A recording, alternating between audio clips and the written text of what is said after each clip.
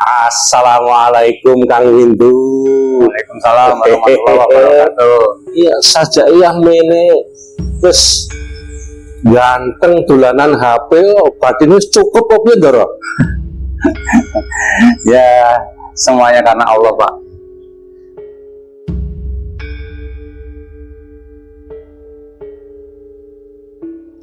Hidup bersama dengan suka duka bersama istri dan anak-anak adalah keseharian yang dilalui tetapi terkadang lupa disyukuri. Tiap perjalanan hidup manusia itu pasti akan diperjumpakan dengan ujian, baik itu ujian senang ataupun sebaliknya. Namanya juga ujian, pasti ada pahit, manis, dan suka dukanya. Kalau Imam Al-Ghazali mengistilahkan dengan aqobah atau tanjakan, pun dengan keluarga Mas Windu. Saat ujian datang, semua pondasi berkeluarga nyaris roboh semua. Harta benda habis, pasangan sudah tak terpasang lagi, dan asa dan harapan pun telah menyublim entah kemana. Begitulah watak dasar manusia, lebih suka memikirkan yang hilang daripada mensyukuri yang ada. Dalam keluarga Mas Windu masih ada sesuatu yang cukup untuk disyukuri, yakni anak yang pilih menekuni menghafal Al-Quran saat badai itu menghantam keluarga. Nah, bagaimana kemudian anak yang tengah menekuni menghafal Quran ini memudar gelombang badai yang menghantam keluarga Mas Windu? Berikut kisahnya.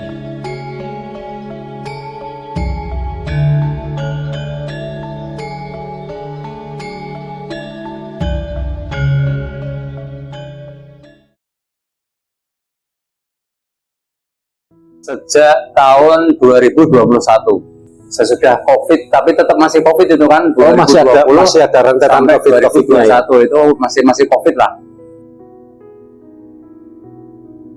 Ada mie juara, mie juara goreng, mie juara kuah, sama mie juara original. Oh, di sini mie-nya itu otentik. Otentik itu artinya mie-nya itu masih dibikin secara tradisional. Maksudnya diulek ini pakai tangan, terus nanti masih di caranya masih pakai tangan lah. Jadi tangan ini ada apanya ya? Ada mungkin zat yang ini sangat penting bagi pencernaan kita. Karena kan kalau kita lihat Rasulullah makan pakai tangan ya. Nah sebenarnya pakai tangan itu ada sesuatu yang menyebabkan itu di pencernaan kita. Ada kopi Turkis, ice sama hot, sama wine, kopi Turkis. Pernah belajar. Ini juga karena Allah. Ada ceritanya Pak. Waktu kemarin itu memang pas lagi terpuruknya ya. Jadi di saat saya memulai bisnis ini itu sebetulnya di saat juga ekonomi saya terpuruk. Jadi benar-benar ada di bawah, saya kehilangan semua. Satu, kehilangan aset-aset yang saya miliki. Yang kedua, sampai kehilangan pasangan saya. Ya sebetulnya mulai dari 2018 itu sudah ada permasalahan dikit, terus akhirnya merembet, ada COVID, akhirnya ya disitulah puncaknya. Ya saya dilalah waktu itu saya pernah ketemu yang sekarang jadi guru saya, Pak Wibi. Itu ada kajian namanya kajian 7 ilmu penjernih hati. Nah di situ saya belajar tentang ilmu 7 penjernih hati, yaitu sabar, sholat, zikir, syukur, tawakal, prasangka baik, dan waspada. Gitu Pak. Terus setelah saya belajar tentang itu, suatu saat terjadi keterpurukan itu, saya punya sesuatu yang menguatkan, yaitu Allah. Nah makanya di saat-saat benar-benar terpuruk, saya mencoba untuk istilahnya kalau saya dulu dibilangnya sih me time sama Allah, bahasa kerennya itu me time sama Allah. Nah saya ngambil waktu me time sama Allah itu setelah subuh, ke waktu surut, ada sekitar waktu 1 jam. Nah di situ saya benar-benar mencoba untuk yang pertama mohon ampun, yang kedua minta tolong sama Allah, yang ketiga merenung, benar-benar mengingat Allah terus menerus. Nah yang jadi miracle itu di 7 hari saya melakukan me time sama Allah, 2 hari berturut-turut itu saya bisa nangis Pak, bisa nangis, benar-benar nangis bahwa saya mengadu sama Allah. Ya Allah, saya sudah terpuruk seperti ini, saya sudah tidak punya apa-apa, saya hanya pengen ya Allah bisa melupakan semua kejadian-kejadian yang ada dan saya bisa memulai bisnis baru, saya dikasih tempat untuk bisa mendapatkan suatu kesibukan supaya saya bisa lupa dan saya punya penghasilan. Hari ke-7 saya pulang dari masjid, jam 9 itu tiba-tiba ada telepon dari teman saya yang sudah 6 tahun tidak pernah ketemu. Intinya beliau mengatakan, aku selama 7 hari ini kenapa kok pengen ketemu kamu, nggak ngerti. Nah aku berusaha mencari, akhirnya ya hari ini aku ketemu. Aku ini telepon dari Surabaya, perjalanan ke Jogja. Dan selama seminggu dia mencari saya, akhirnya hari itu menemukan saya, bisa telepon saya karena dapat nomor telepon dari teman yang di Bandung. Nah setelah telepon intinya saya bercerita banyak tentang dia, akhirnya kita janjian untuk ketemuan di rumahnya setelah dia sampai ke Jogja. Singkat cerita, saya ketemu beliau di rumahnya, saya cerita banyak. Nah dari cerita itulah tiba-tiba saya diajak beliau ke ini, di depan situ, di depan ruko nomor 3. Saya nggak tahu maksudnya apa kok saya diajak ke ruko yang seperti ini itu apa. Ada 9 ruko. Nah disitulah saya duduk berdua sama beliau, saya disuruh milih. Itulah keajaiban miracle dari Allah. Sampai saat ini saya sudah 4 tahun menempati ini, saya belum pernah istilahnya ada uang sewa, nggak ada. Yang satu kuliah di UPY, yang satu SMA di SMSR. UPY itu kalau boleh tahu apa Mas? Universitas PGRI Yogyakarta. Universitas PGRI Yogyakarta. Yang satunya lagi pindah dari Muga ke SMSR. Itu sebenarnya ada ceritanya Pak. Pripun ceritanya nih Mas? Yang pertama ya, mungkin saya cerita dulu. Yang pertama yang anak laki-laki saya itu kenapa kuliah di sana? Karena dimanapun di negeri terutama dia nggak keterima. Terus di UMY juga nggak keterima. Karena yang di UMY itu ada beasiswa untuk hafiz Quran. Ya, alhamdulillah anak saya hafiz Quran. Terus dulu di mulai SMP itu dia udah mulai menghafal Quran di pesantren sahabatku. Terus setelah dari pesantren sahabatku itu dia bilang sama saya, Pak, aku nggak usah nurusin SMA ya, aku mau nurusin hafalan Qurannya. Oh ya monggo, kalau memang itu keinginanmu, Papa support. Nah akhirnya meneruskan di Darul Firdaus. Nah di sanalah dia dapat hafiz Qurannya.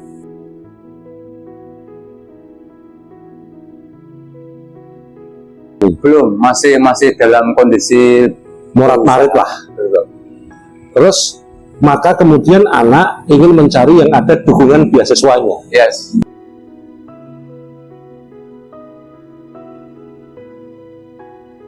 Wah benar-benar saya langsung sujud syukur Pak. Begitu hebatnya Allah dalam mengatur hidup saya ini.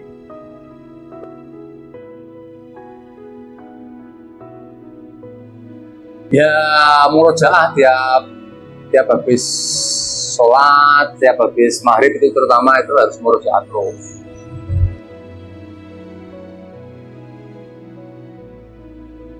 Beberapa kali ditemukan seperti itu, dimudahkan seperti itu, ditolong seperti itu. Bagaimana mungkin tidak yakin bahwa Allah itu memang benar-benar ada, Allah itu memang benar-benar mengurus hamba-hambanya setiap hari, setiap detik, tidak tidur. Benar nggak seperti itu? benar sekali. Saya yakin, tambah yakin bahwa memang Allah itu benar-benar menolong kita. Kalau kita dekat sama Allah, pasti ditolong sama Allah. Alhamdulillah, walaupun pertumbuhannya itu enggak seperti yang enggak diharapkan lah. Maksudnya harapannya kan pertumbuhannya itu pesat, karena merasa bahwa produknya sudah oke, merasa sudah enak, masyarakat sudah tahu. Tapi yang namanya usaha juga kembali lagi peran Allah sangat penting. Jadi kita nggak bisa dengan keinginan-keinginan kita itu, kita mau mencapai yang seperti apa, tetap Allah itu yang berkehendak. Karena di dunia ini yang ada itu hanya Allah dan kehendak Allah. Jujurnya sangat berat sekali, Pak. Karena saya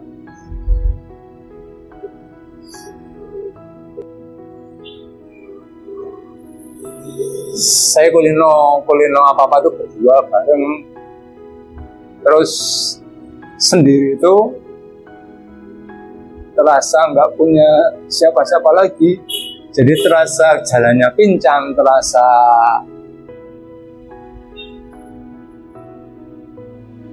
ya kayak gitulah. Cuman ya kembali lagi bahwa ini itu adalah kehendak Allah ya, mendekat kepada Allah, nggak ada lain. Jangan malah jauh. Kalau semakin jauh, ya saya rasa semakin nggak karuan. Tapi kalau makin dekat, hati kita makin tenang, hati kita makin plong. Nah akhirnya ya sedikit demi sedikit bisa move on lah, bisa melupakan sedikit demi sedikit. Tapi ya tetap nggak bisa 100, belum bisa 100%.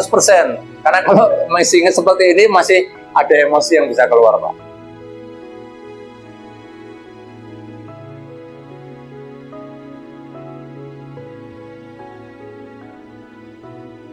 Allah itu menciptakan manusia itu tujuannya itu hanya satu, yaitu mengabdi kepada Allah.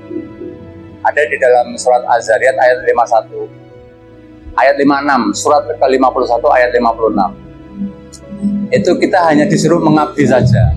Jadi yang namanya mengabdi itu ya kita hanya melakukan sesuatu keinginannya Allah. Jadi kalau kita punya keinginan pribadi, keinginan kita sendiri, berarti kita nggak mengabdi sama Allah.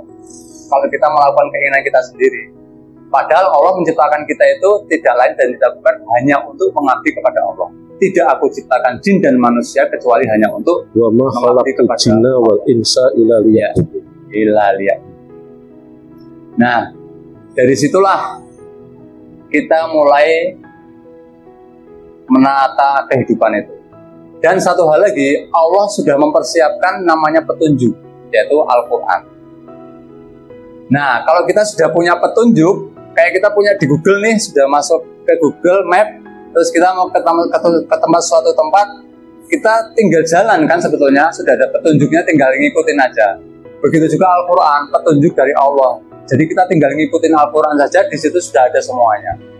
Contoh yang paling gampang, yang menciptakan masalah itu siapa? Yang kasih ujian siapa?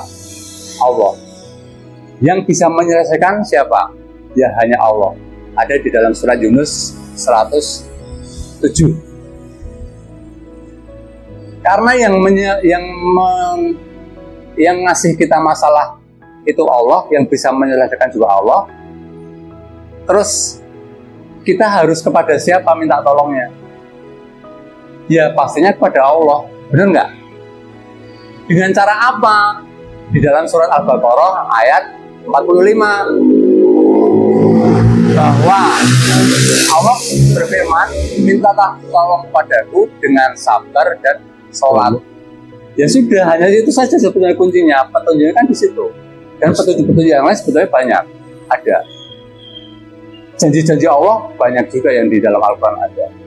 Nah, tinggal kita bagaimana yakin bahwa kalau Allah berjanji pasti akan ditepati.